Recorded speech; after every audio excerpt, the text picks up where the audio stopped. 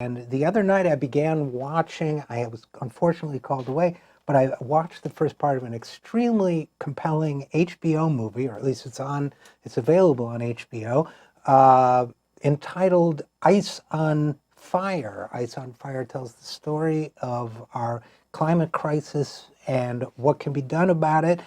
It is directed by Leila Connors. Now, Leila is joining us now. She's the founder and the president of Tree Media Group. She is the director, producer, and writer of the film The 11th Hour, which, if you haven't seen it, is excellent. This movie, Ice on Fire, is her latest film. It is narrated by Leonardo DiCaprio and includes a number of experts, including our friend Tom Hartman. And she joins us now. So first of all, Leila Connors, thanks for coming on the 0 Hour. Thanks so much for having me.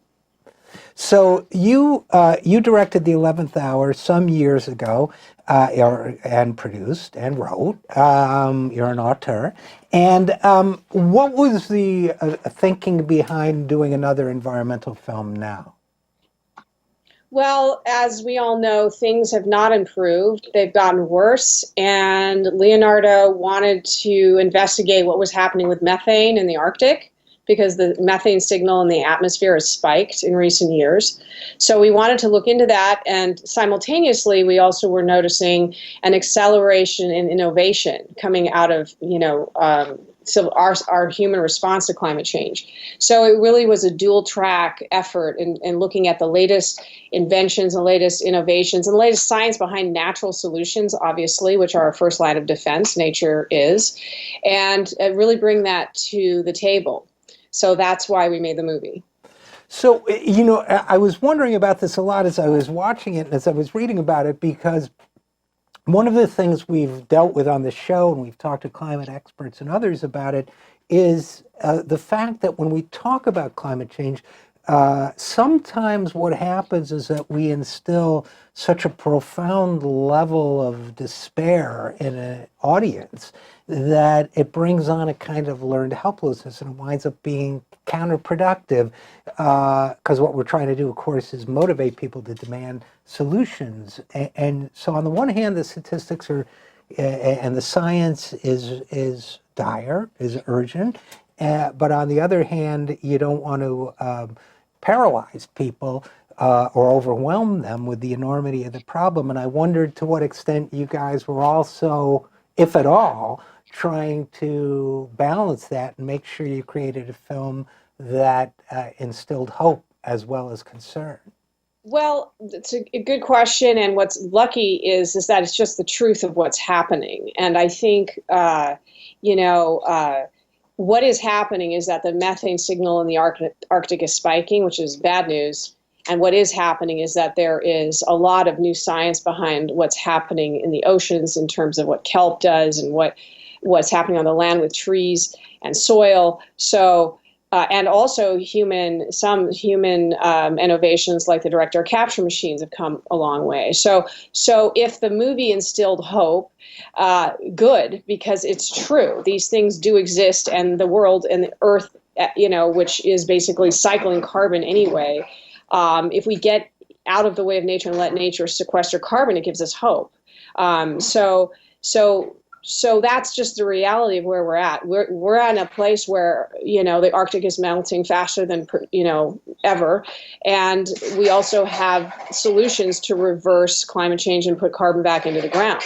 So let's talk about what some of those, I'm sorry, I didn't mean to interrupt, but so let's talk about what some of those solutions might be. What are some of them? Well, first of all, trees are very powerful sequesters of carbon. And for those of people who don't understand, is that we've put 1.4 trillion tons of carbon into the atmosphere since the Industrial Revolution. And we need to put that back into the ground.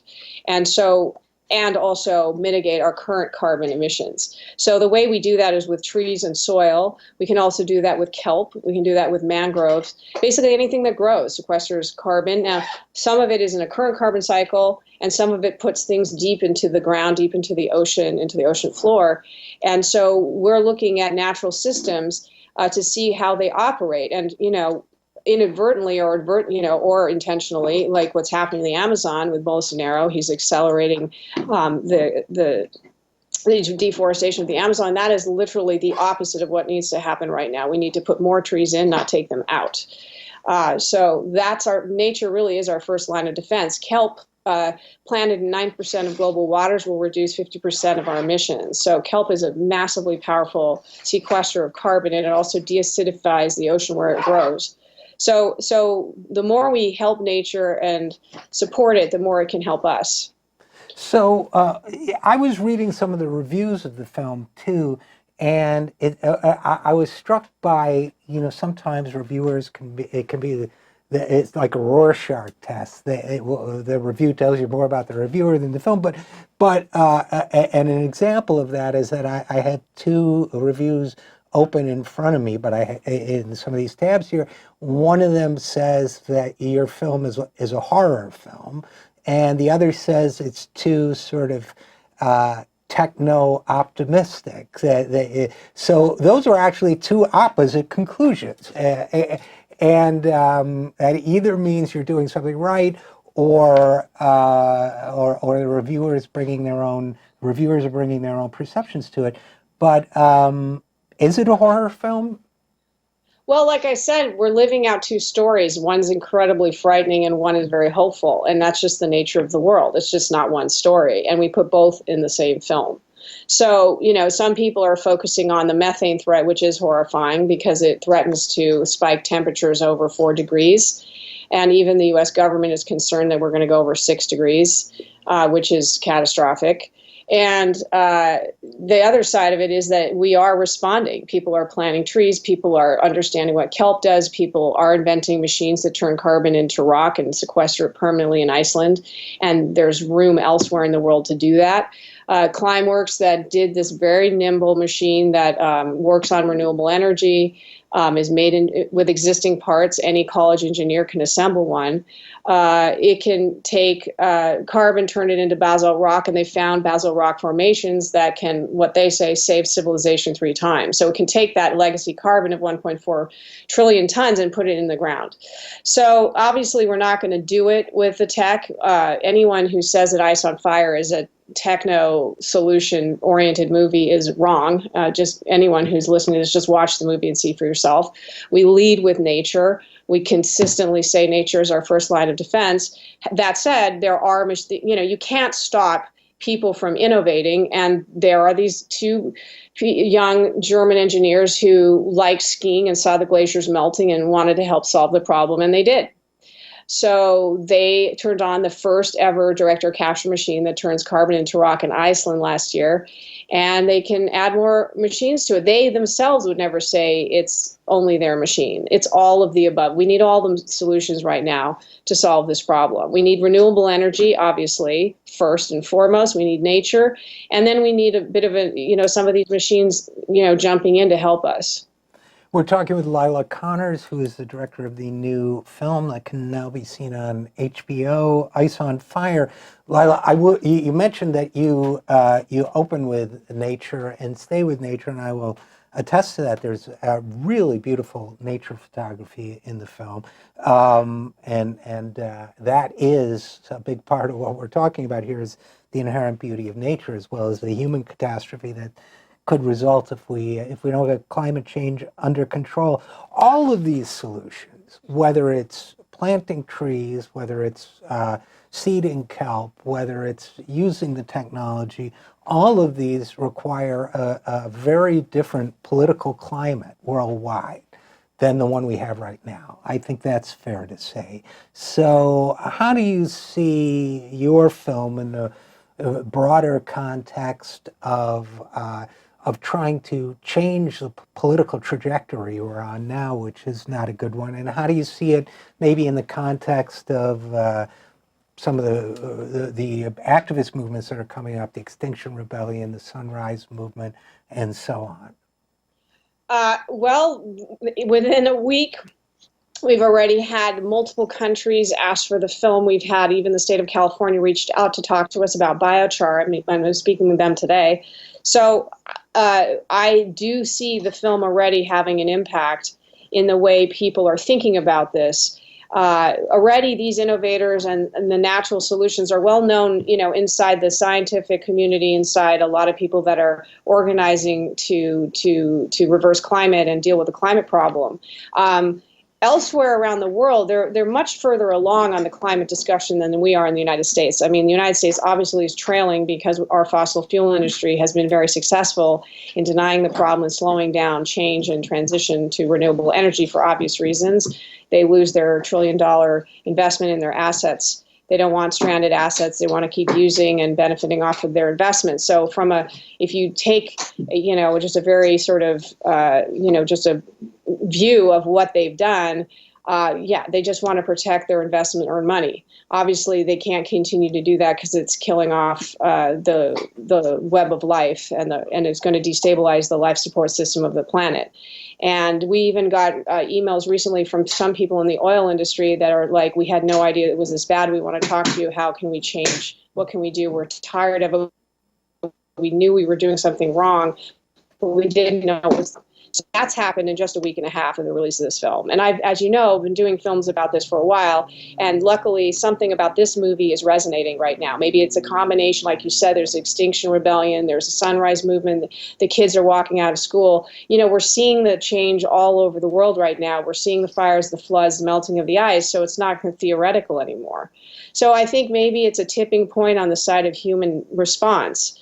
So we're just as we say, we're just one log on the fire. We hope that we help people, move towards supporting the solutions. And, our government, what can I say? They're not obviously, supporting addressing climate because they don't want to. Right, we know that. And as you said, there are two stories, right? There's the optimistic story and there's the disturbing, horrifying story. Probably not a fair question, but I'll ask it anyway, and you can respond by just saying that's not a fair question.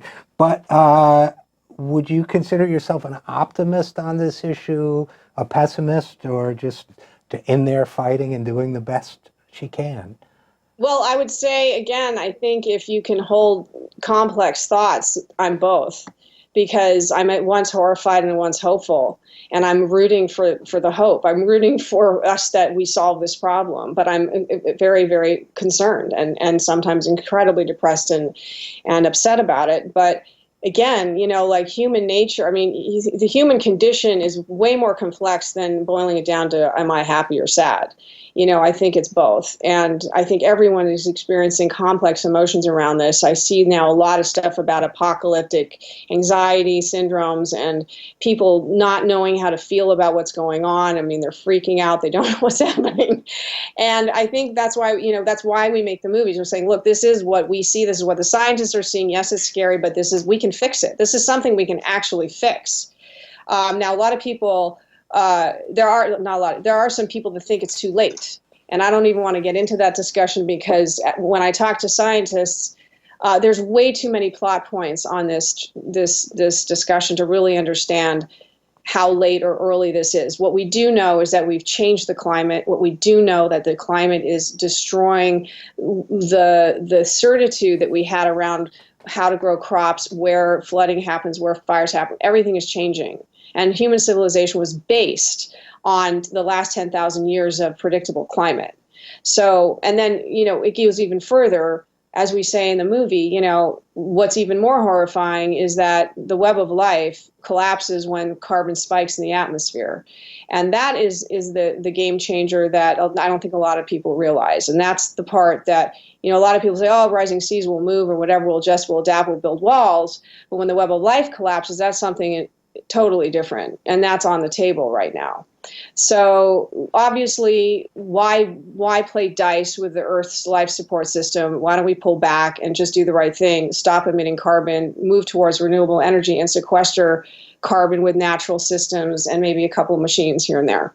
When your car goes into a skid, you try to straighten it out. You don't say, well, there's a good chance I can't pull out of the skid. You do everything you can to get out of the skid. And I guess I would also answer my own question by saying pessimism of the intellect, optimism of the will, as they say. But I thank you for that. answer, and I thank you for making this film. Where can people go to find out more about it, or to watch it for that matter? Well, HBO right now is streaming it for free. So if you're not an HBO subscriber, don't worry. You can watch it for free. Thank you to HBO Documentaries for doing that. That was an incredible support. And to learn more about Ice on Fire, HBO has it on their website. It's also iceonfire.film. And for more, Whoops. at treemedia.com. And you can find everything there. I'm sorry, you Hello? broke up just at the very end there. So if you could just repeat that. Oh, sorry about Well, that. I was iceonfire.film and treemedia.com, which is Tree Media is the work that we do. It's all the work that we do. And then iceonfire.film about Ice on Fire. But, you know, Tree Media, you can find out everything there too. Okay, that's great. So Leila Connors, director and producer and writer of the new film Ice on Fire. Thanks for making it, and thanks for coming on the program. Thank you so much for having me. Our pleasure.